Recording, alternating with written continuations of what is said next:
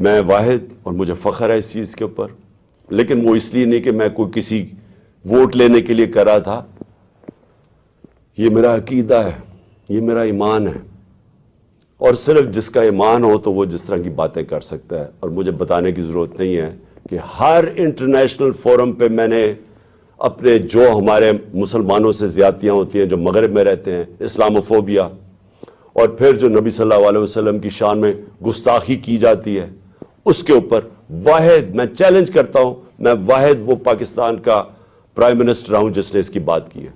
ہر international forum پہ بات کیا میں نے، اور پھر سے میں ریپیٹ کرتا ہوں کہ میں کسی کو خوش کرنے کے لیے نہیں کر رہا، یہ میرا ایمان کا حصہ ہے. اور میں نے اس لیے نہیں کی کہ میں وہ جا کے کوئی پوائنٹ سکورنگ کر رہا تھا مغرب میں جا کے. میں مغرب کو بڑی اچھی طرح جانتا ہوں. میں جو ہمارے ملک پاکستان کے لوگ مغرب میں رہتے ہیں اور مسلمان مغرب میں رہتے ہیں، مجھے پتہ ہے ان کے اوپر کیا دشواریاں گزرتی ہیں. مجھے پتہ ہے ہندوستان میں اس وقت مسلمانوں کے اوپر کیا ہو رہا ہے، جو مسلمان ہندوستان میں. اس لیے میں نے ہر فورم کے اوپر یہ بات اٹھائی. میں اپنے جو لوگ جو مشکل وقت سے گزرتے ہیں، جو ان ملکوں میں رہ رہے ہیں، میں نے ان کے لیے بات کی کہ بڑے مشکل حالات میں وہ گزرتے ہیں، ان کو چھیڑتے ہیں، برا بھلا کہتے ہیں، اور عورتوں نے جب اپنا سر کور کیا ہو ان کو جا کے گالیاں نکالتے ہیں کئی دفعہ سڑکوں کے اوپر. اور جو مسلمان لگے، یعنی جس کی داڑھی ہو، اور وہ جو لگتا تھا، اب تو خیر داڑیاں ٹرینڈی ہو گئی ہیں، تو ان کے اوپر یہ باتیں ان کو آوازیں لگاتے تھے لوگ. تو میں نے ان کے لیے کہا تھا. اور پھر یہ جس طرح سارے ہمارے مسلمانوں کو تکلیف ہوتی ہے، ہمیں وہ تکلیف پہنچتی ہے جب ہمارے نبی صلی اللہ علیہ وسلم کی شان میں گستاخی کی جائے. تو یہ میں نے ہر فورم پہ اٹھایا. اس کے اوپر یہ پروگرام تیاری ہو رہی ہے کہ جناب وہ آدمی دین کی توہین کر رہا ہے. اور یہ اس لیے نہیں کر رہے تھے کہ ان کو یہ جو لوگ ہیں، یہ جو لٹیروں کے میں نام لے رہا ہوں، یہ سارے نامور ڈاکو ہیں جن کے میں نے نام لیے. رانا ثناءاللہ بدماش ہے، سارا فیصلہ آباد میں جانتا ہے، ان کو کوئی دین سے تعلق نہیں ہے. یہ سارا پلان بن رہا تھا، یہ ایک سکرپٹ کے مطابق چل رہے تھے. مجھے اندر سے 3.5 سال میں گورنمنٹ میں رہا ہوں، میری اندر سے ظاہر ہے میرے کنیکشنز ہو گئے تھے. مجھے اندر سے ایجنسیز کے اندر سے پیغام آیا کہ یہ پلان بن رہا ہے آپ کو قتل کرنے کا، دین کے نام پہ، وہی سلمان تاثیر والا قتل. تو میں نے پھر 2 جلسوں کے اندر اس کی بات کی.